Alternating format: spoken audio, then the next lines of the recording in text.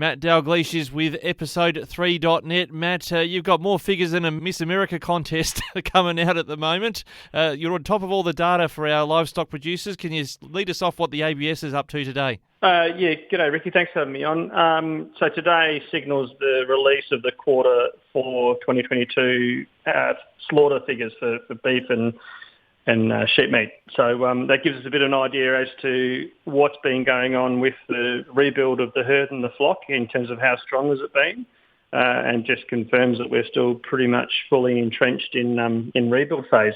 Yeah, and some of those numbers, noticing the female slaughter ratio you've shared here, in at 42.1%. I mean, we're still rebuilding, but obviously not chugging through those at the processing yards as fast as we are putting them on the field. That's right, yeah. So that ratio, that female slaughter ratio is the cattle one.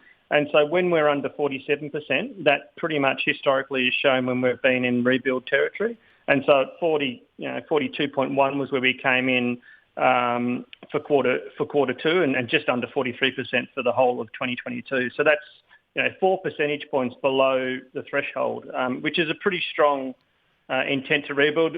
Similar type levels to what we saw back in 2010, 2011 when we had the really wet couple of years, and the Australian cattle herd went up about 5%, I think, from memory. Yeah, and from memory from earlier in the week, I think Meat and Livestock Australia you were talking about 12 years there from what you just said, about 15-year highs, I think, was it for the cattle herd, where we're heading at the moment?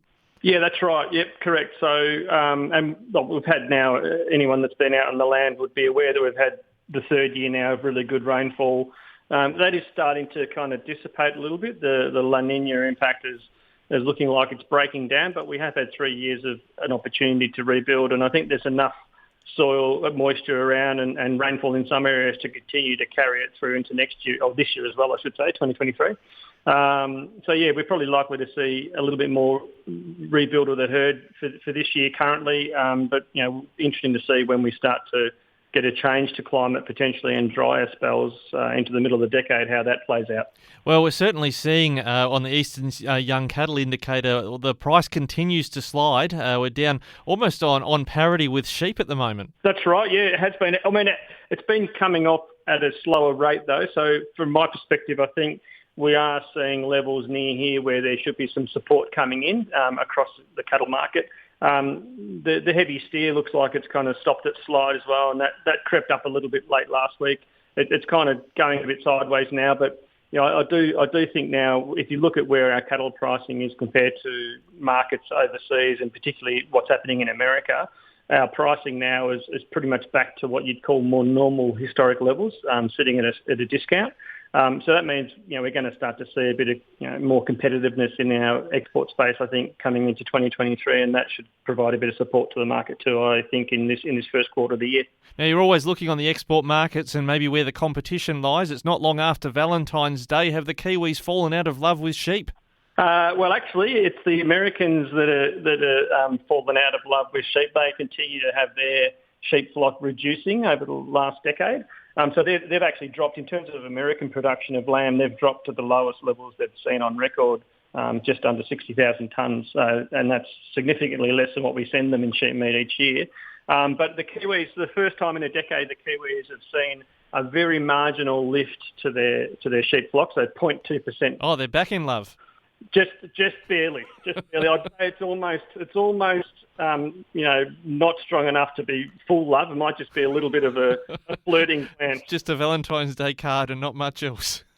That's it, yeah. And look, for the last few years, we've seen the Kiwi beef and dairy herd both increasing relatively strongly, and it's been at the expense of the sheep side. And this year now, this 2022-23 season, the financial year, is the first time in probably a decade, I think, that we've seen their beef and dairy herd come off a little bit, just under 1% declines for both of those, and the sheep flock is kind of slightly up or remaining stable. I'd probably describe it better.